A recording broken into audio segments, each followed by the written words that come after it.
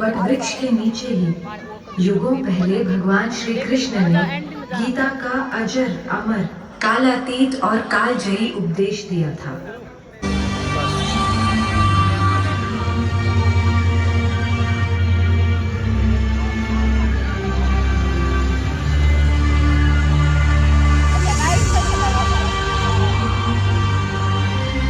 नाम नजर तो अपना नजर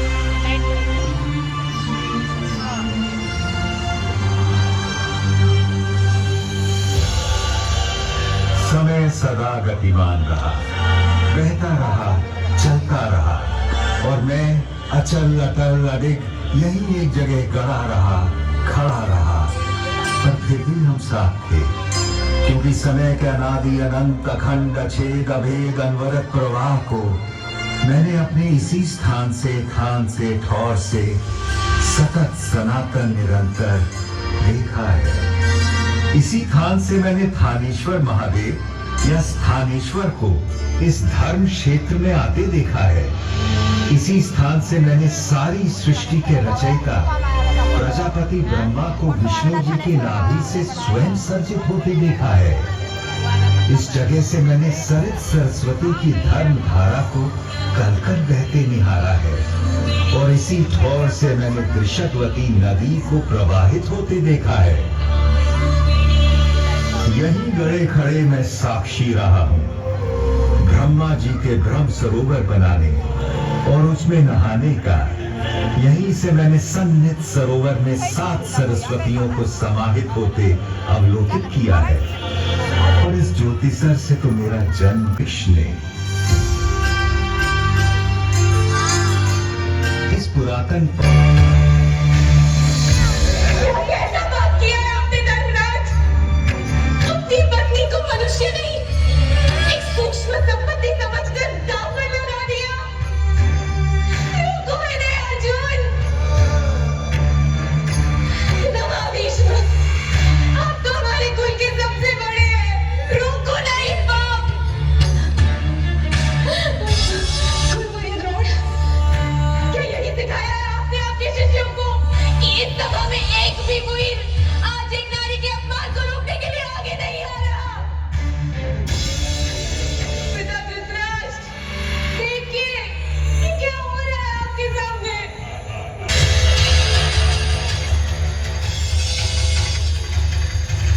हे सखा, हे कृष्ण, हे कन्हैया, कोई बचा सकता है लाज अपनी इस सखी की।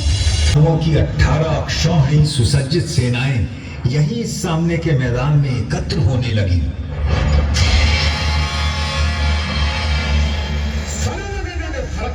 हर्षों की चमक चमक, बाणों की किरणों में हारों की चमक चमक चमक। इधर कुरुक्षेत्र में युद्धोन्मुख सेनाएं एकत्र हो चुकी थीं और उधर दूर हस्तिनापुर के राजप्रासाद में बैठे कृष्ण बैठे। उन दोनों ने भी अपने अपने दिव्य शंख 5 जन्य और देवदत्त बजा दिए। उधर भीम ने अपना पौंड्र शंख बजाया तो युधिष्ठिर ने अनंत विजय में फूंक मार दी।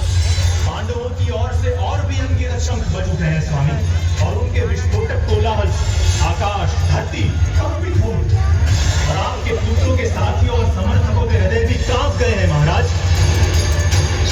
जब पांडु पुत्र अर्जुन ने देखा कि अस्त्र शस्त्र चलने ही वाले हैं तो उसने भी अपना धनुष गांडीव उठा लिया। किंतु तभी एक विचित्र बात हुई।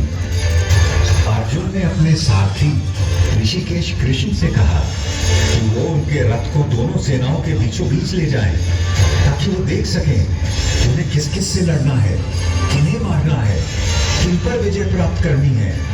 और अच्युत उनका रथ लेकर आगे बढ़ चले हैं।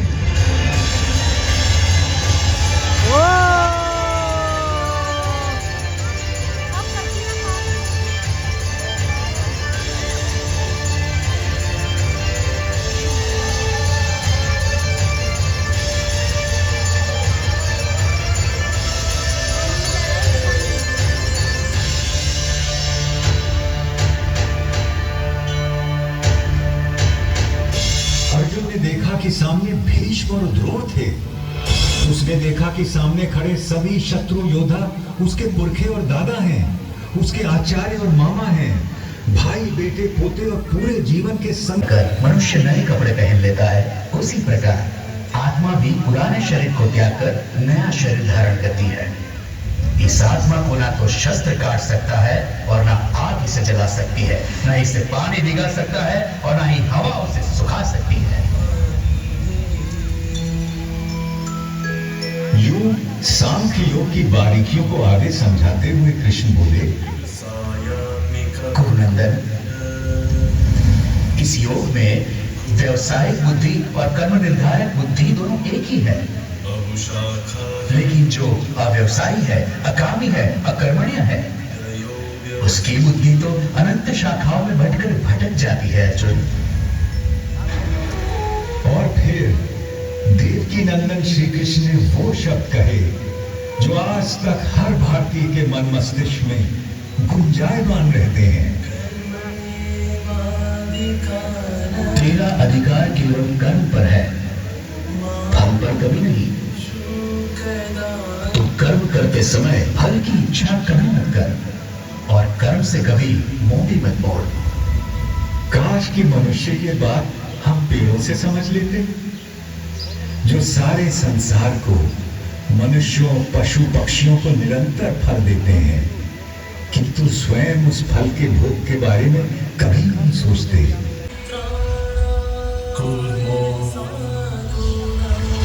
वदाहश्च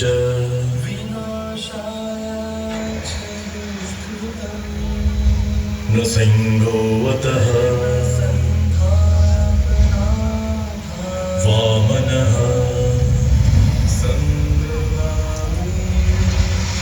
रामो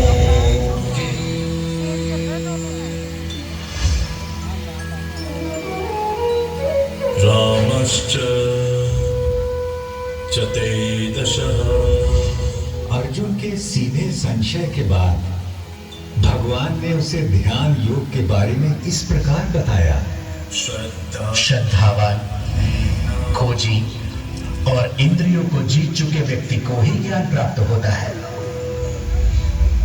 और ज्ञान प्राप्त होने के बाद उसे शीघ्र ही परम शांति मिल जाती है। हे कृष्ण, अपने कर्मों से संन्यास कर सके, इसलिए तो उठ, यश कमा, शत्रुओं को जीत, इस समृद्धशाली राज्य भोग। इन सबों को तो मैंने पहले ही मार दिया है, तुझे तो बस निमित्त बनना है पांडव। मेरे पास केवल वो लोग आ सकते हैं जो अपने समस्त कर्म मुझे अर्पित कर देते हैं, जो मेरी ओर उन्मुख हो, जो मेरे भक्त हो, जो इस संसार के सभी भूत पदार्थों और प्राणियों के प्रति शत्रुहीनता की भावना रखता हो, केवल वो ही मुझे प्राप्त कर सकता है। पार्थ, शनय शनय अर्जुन का मन कुछ स्थिर होने लगा और जिज्ञासु होकर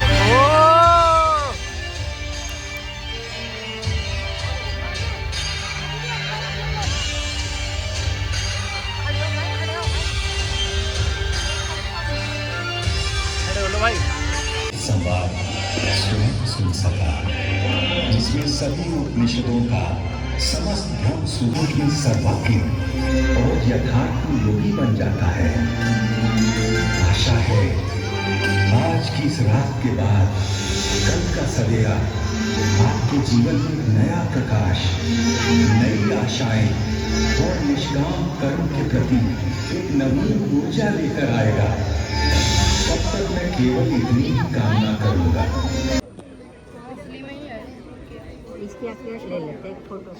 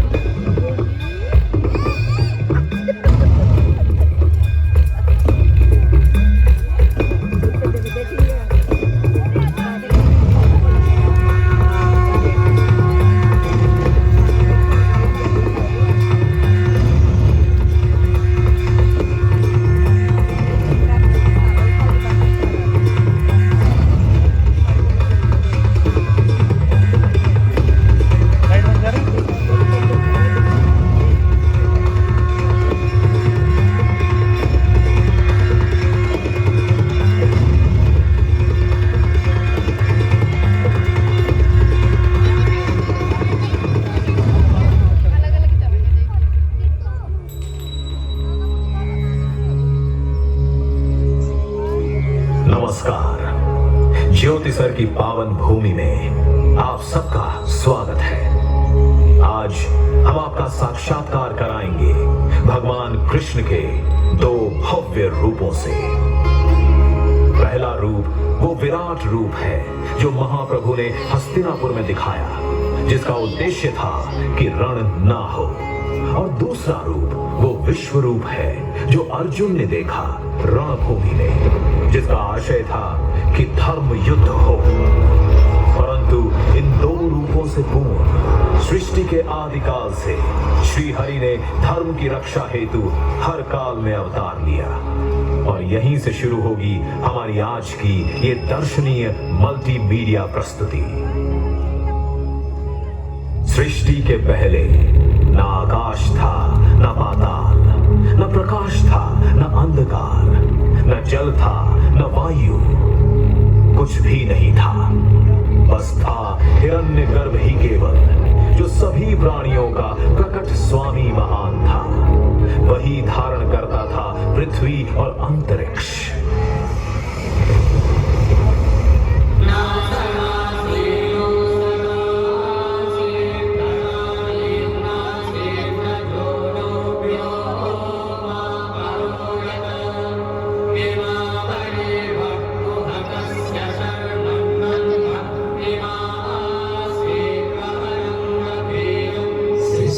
से पहले सत नहीं था, असत भी नहीं।